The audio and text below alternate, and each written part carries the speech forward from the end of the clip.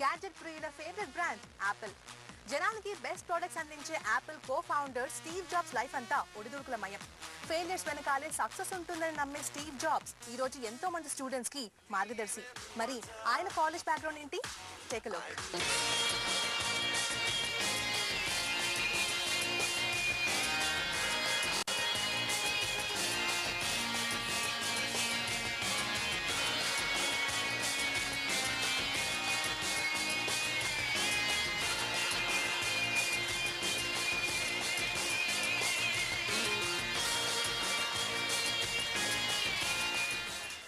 Self confidence, జీవితం పట్ల positive outlook, ఈ రెండిటి గురించి మాట్లాడేప్పుడు యాపిల్ కో-ఫౌండర్ స్టీవ్ జాబ్స్ గురించి మాట్లాడాలి.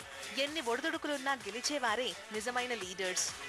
ఐపాడ్, ఐఫోన్, ఐప్యాడ్ ఇలా లగ్జరీకి మారుపేరుగా మారిన ప్రోడక్ట్స్ ను తయారు చేసిన స్టీవ్ జాబ్స్ తన లైఫ్ లో నమ్మిన సిద్ధాంతం ఒకటే: do what you love and love what you do.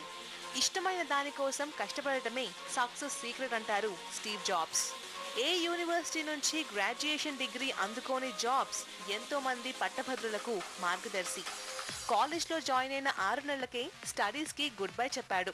తను చదవాల్సింది, తెలుసుకోవాల్సింది క్లాస్ రూమ్ లో కాదని అర్థమైన జాబ్స్ తన ప్యాషన్స్ వైపు అడుగులేశాడు. చిన్నప్పటి నుంచి ఎలక్ట్రానిక్స్ అంటే ఉన్న ఇష్టంతో యాపిల్ స్టార్ట్ అయింది.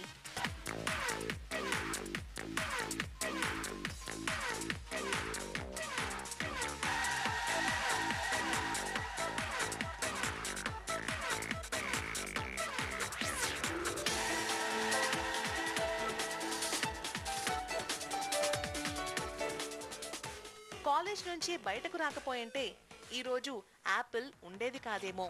20 ఏళ్ల వయసులో తన ఫ్రెండ్ తో కలిసి కంపెనీ ప్రారంభించిన స్టీవ్ జాబ్స్ తన సొంత కంపెనీ నుంచే ఊస్ట్ అయ్యాడు. యాపిల్ నుంచి బయటకు వచ్చిన తర్వాత జాబ్స్ నెక్స్ట్, పిక్సార్ అనే మరో 2 కంపెనీలు ప్రారంభించాడు. ఇంట్రెస్టింగ్ గా నెక్స్ట్ కంపెనీను యాపిల్ కొనుగోలు చేయటం, స్టీవ్ జాబ్స్ తిరిగి యాపిల్లో భాగస్వామి అవ్వటం, ఇలా రకరకాల ఇన్సిడెంట్స్ గురించి స్టీవ్ జాబ్స్ ఎంతో పాజిటివ్ అవుట్లుక్ తో మాట్లాడతారు. సొఫిస్టికేటెడ్ ప్రోడక్ట్స్ తో ఎంతో మందికి చేరువైన స్టీవ్ జాబ్స్ లో ఓ గొప్ప ఫిలాసఫర్ కూడా ఉన్నాడు. ప్రతి రోజుని జీవితపు ఆఖరి రోజుగా భావించి బ్రతికితే ఏదో ఓ రోజు అది నిజమవుతుంది. చిన్నప్పుడు ఎక్కడో చదివిన ఈ మాటలో ఎంతో అర్థం ఉందంటారు స్టీవ్ జాబ్స్.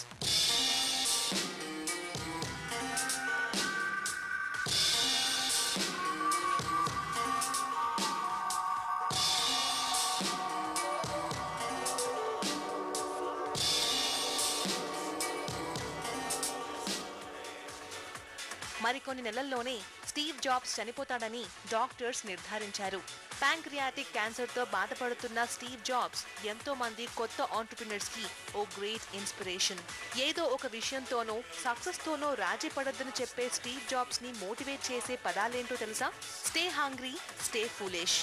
ఇది ఆయనకే కాదు, ఏదో సాధించాలి అని తపించే వారికి గుండె చప్పుడు.